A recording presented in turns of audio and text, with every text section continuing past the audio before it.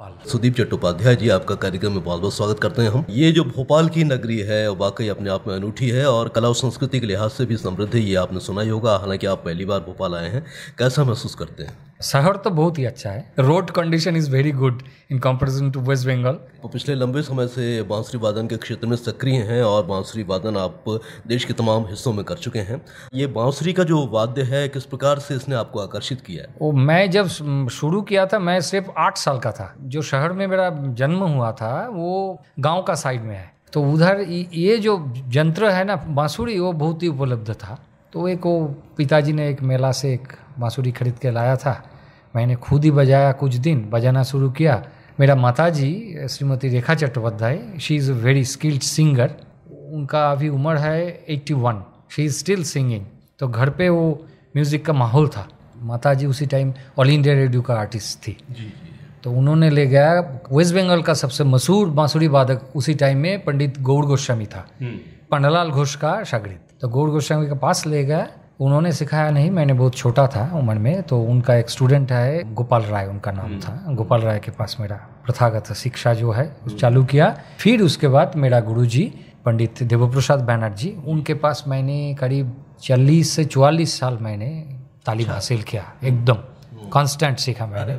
और 2-4 जगह से भी अवसर मिला। मेरा एक अंकल था सितार प्लेयर, पंडित रविशंकर का एकदम पहला दर्जे का शागिर्द था। उनका नाम है श्री श्यामादास चक्रवर्ती। उनके पास से मायार घराना का कुछ चीज़ मैंने सीखा। मेरा धर्मपत्नी, जैसे बताया, मधुमिता चट्टोपाध्याय विदुषी पूर्णिमा चौधरी का शागिर्द थी। पूर्णिमा जी से मैंने कुछ ठुमड़ी भी हासिल की। मतलब आपने तमाम गुरुओं का सानिध्य प्राप्त किया और सभी से आपने बांसुरी की बारीकियां सीखी और अपने बांसुरी को निखारने में आपने इसमें सहायता प्राप्त की। हम जानना चाहते हैं सुदीप जी कि बांसुरी में जब आपने 8 साल के से जब आपने शुरू किया, उस समय जो संगीत का माहौल था वो क्या था और अब इतने सालों में आपने क्या परिवर्तन देखा है? कलकत्ता में radio was full of stalwarts. जितने सारे स्टाफ आर्टिस्ट थे, they were all stalwarts. Big artist था उसी टाइम। करमतुल्ला खां तबले पे, बांसुरी पे पंडित गौड़ गोस्वामी, देन सारंगी पे उस्ताद सागिरुद्दीन खां साहब, शहनाई पे एक शख्स थे, उनके नाम उस्ताद आली अहमद हुसैन। सब उस्तादों का उस्ताद था उसी टाइम में। ये गाना बजाना ही उनका ध्यान गान था। अभी क्या है, अभी का इधर का जो जनरेशन है, यंग जनरेशन जो है, वो लोग सीख रहे हैं। काफ़ी अफसोस की बात यही है, जो सीखेंगे कि आगे जाके क्या करेगा।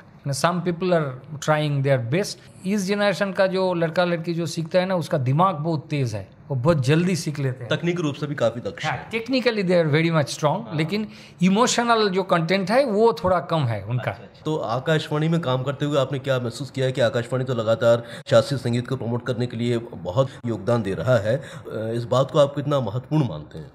आकाशवाणी का योगदान वो पहले, आज से 30 साल पहले भी, 30 इयर्स पहले जैसा था, अभी ऐसा ही है। टैलेंट ढूंढते हैं, उसको प्रोग्राम्स कराते हैं। बहुत सारे म्यूजिशियंस हैं जिसके लिए Akashvani is a very good platform to at least they can perform once in a year. सबका तो प्रोग्राम नहीं मिलता है। और एक चीज़ है, एक अनोखा चीज़ है, आकाशवाणी का एक ग्रेडिंग सिस्टम है। उसमें जो म्यूजिशियंस परफॉर्म करते हैं ना, उसका B high, A grade, top grade, जैसा मेरा है टॉप ग्रेड मिलता है। अगर आप किसी ऑर्गेनाइजेशन पे जाए, फिर हमको ज़्यादा कोशिश नहीं करना पड़ता है, क्योंकि radio is making a gradation and standard on his own. और मैं प्रार्थना करता हूँ जो ये जो सिस्टम है यही रहे। अच्छा, आपने संगीत यात्रा जब शुरू की तो बांसुरी वादन को लेकर आपने क्या महसूस किया है कि बांसुरी आज अंतर्राष्ट्रीय स्तर पर कितना अपनी पहचान बनाती जा रही है? जब मैंने चालू किया उसी टाइम में तो लोग बजाते ही नहीं, क्योंकि सबका डर था। सबने बताया जे अगर बांसुरी बजाओगे तो तुम्हारा तो टीबी हो जाएगा, थाइसिस हो जाएगा। ऐसा एक स्टोरी बनता था उसी टाइम में। 80 भी गया ऐसा। 90 से मॉडर्न जनरेशन जो है वो आने लगे हैं। और पहले लड़की लोग बांसुरिया नहीं बजाते थे, अभी बजाती है। मेरा भी 2-3-4 स्टूडेंट्स है, उसका बीच में कुछ है जो बहुत ही अच्छा बजा रही है। पन्नालाल घोष जी तो थे, he was like mountain, mount Everest. But उसके बाद में बांसुरी का प्रमोशन के लिए पंडित हरिप्रसाद चौरासी has done a lot of job. Many people they got interested and enthusiast about flute and they are coming and nowadays they are playing. Most of them they have not listened Pannalal Ghosh, लेकिन घड़ी प्रसाद चौरसिया जी को जरूर सुना उन लोगों ने। आपने पंडित पन्नालाल घोष का जिक्र किया, तो पन्नालाल घोष को लेकर आपने काफ़ी काम किया है और काफ़ी शोध भी आपने किया है। उस पर क्या महसूस किया है कि बांसुरी को एक नए आयाम देने में पंडित पन्नालाल घोष की क्या भूमिका रही है, और आज उनकी जब शताब्दी वर्ष हो चुका है तो क्या आप देख रहे हैं बांसुरी को? 111th ईयर चल रहा है, शताब्दी हम लोग पालन किया है कलकत्ता में। मैंने ही 2-4 प्रोग्राम ऑर्गेनाइज किए। एक अनोखा चीज़ था पन्नालाल घोष जी का, ही वॉज सेल्फ टॉट। उनका कोई फ्लूट का, बांसुरी का कोई टीचर नहीं था। उन्होंने वोकलिस्ट के पास सीखा, फिर एक हारमोनियम प्लेयर का पास सीखा, फिर उसके बाद लास्ट में when he was Pannalal Ghosh, he was established enough, then he went to Ustad Allauddin Khan साहब। मैहर पे वो 1 या 1.5 साल ऐसा था। उसी टाइम में निखिल बनर्जी, अलीअकबर खान साहब, रविशंकर जी सब थे उधर।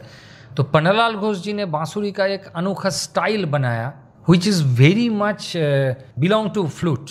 और उसी टाइम में उनका दामाद था देवेंद्र मुंद्रेश्वर जी का बनाया हुआ बांसुरी वो बजाते थे। अभी हम लोग जो बांसुरी बजाते हैं ना, वो दुकान में नहीं मिलता है, दैट इज़ कस्टम बिल्ट। वो अच्छा मेकर बनाता है वो फ्लूट। वो जो अभी जो बांसुरी का हालत है ना, जिसके ऊपर इतने सारे लोग कर रहा है, मैं इधर आया हूँ बजाने के लिए, इनका पीछे वो फाउंडेशन स्टोन एक ही आदमी का था, दैट वाज पन्नालाल घोष। सही कहा आपने कि पन्नालाल घोष ने जो आधार बनाया था बांसुरी का, आज हम उस पर पुष्पित पल्लवित हो रहे हैं। सुदीप जी, हम जानना चाहते हैं कि आपने अपने संगीत सफ़र में कहाँ कहाँ की यात्राएं की हैं और कितना रिस्पांस आपने देखा है अपने बांसुरी वादन को लेकर, और लोगों की क्या प्रतिक्रिया, सराहना और प्रशंसा मिली आपको? वो मेरा करियर का एकदम शुरुआत में मैंने यूरोप गया था 1 साल के लिए। उधर मैंने बहुत सारे कंसर्ट्स किया। I have performed near about 80 places in 5 countries. फिर वापस आया, फिर एक बार यूरोप गया, फिर उसके बाद तो हम रेडियो पे दाखिल हो गए। इंडिया का बहुत सारे जगह में बजाया मैंने, दिल्ली पे बजाया, पंजाब में बजाया, लेकिन जैसे बता रहा हूँ भोपाल में ये मेरा पहला दफ़ा है। पुणे पे बजाया, मुंबई पे भी बजाया। कुछ अच्छा है ऑडियंस। अभी वेस्ट बंगाल का ऑडियंस भी बन रहा है। वेस्ट बंगाल में तो बहुत सारे बजाते ही है, अभी बजा रहा हूँ। कुछ आपके यादगार कॉन्सर्ट जिससे आप हमसे साझा करना चाहते हैं, जो बहुत ही यादगार रहे हों और आपको लगा हो कि ये मेरी जो फ्लूट जर्नी है उसमें एक मील का पत्थर है? डोवरलैंड कॉन्फ्रेंस जो है कलकत्ता का, वो सबसे बड़ा कॉन्फ्रेंस है, one of the biggest conference in India. और डोवरलैंड का मेन स्टेज बजाया, पहले बजाया था डोवरलैंड का, वो लोग पीरियडिकल्स करते थे, और दैट वाज वेरी यूनिक। और इससे पहले 2019 पे मैंने गंधर्व महाविद्यालय दिल्ली, उससे भी पहले दिल्ली पे ही बजाया था मैंने, हैबिटेट सेंटर पे कंसर्ट था।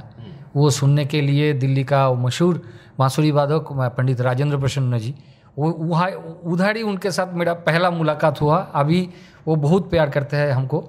मुंबई पे बजाया, उधर मेरा घराना का एक फ्लूट प्लेयर है, उनका नाम है पंडित नित्यानंद हल्दीपुर जी, वो मेरा घराना का है। वो सब हमको बहुत ही प्यार करते हैं। मैं बहुत प्यार। आप अपनी तरफ से क्या प्रयास कर रहे हैं ताकि बांसुरी और भी आगे बढ़े और ज़्यादा से ज़्यादा इस क्षेत्र में विद्यार्थी आए?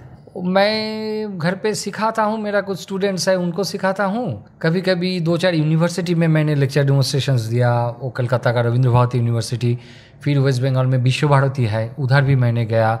फिर उत्कल यूनिवर्सिटी इन भुवनेश्वर, उधर भी मैंने कुछ लेक्चर डेमोन्स्ट्रेशन।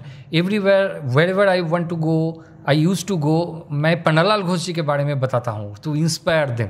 ये जो आदमी है ये सेल्फ टॉट है, उन्होंने इतना दूर आया बांसुरी का लेके, अभी बजाता है। और रेडियो पे भी मैं एक लाइव प्रोग्राम करता हूँ। Though I am a flute player but sometime I perform as a announcer in All India Radio Kolkata. Last 9 साल से मैं हर महीने का पहला और लास्ट मंडे पे एक क्लासिकल म्यूजिक का ऊपर एक प्रोग्राम करता हूँ। चलते चलते आप हमारे सुनने वालों से क्या कहना चाहते हैं? अभी क्या है, अभी धीरे धीरे बन रहा है माहौल। सुनिए, अब सुनने से अगर कोई इंस्ट्रूमेंट आपको अच्छा लगा, किसी को सरोद अच्छा लगता है, किसी ने सारंगी सुना, फिर आपको पिकअप कीजिए, अच्छा गुरु ढूंढ लीजिए। वोकल म्यूजिक सुनना पड़ता है। हम लोग वोकल्स को ही कॉपी करते हैं, जितने सारे इंस्ट्रूमेंटलिस्ट है।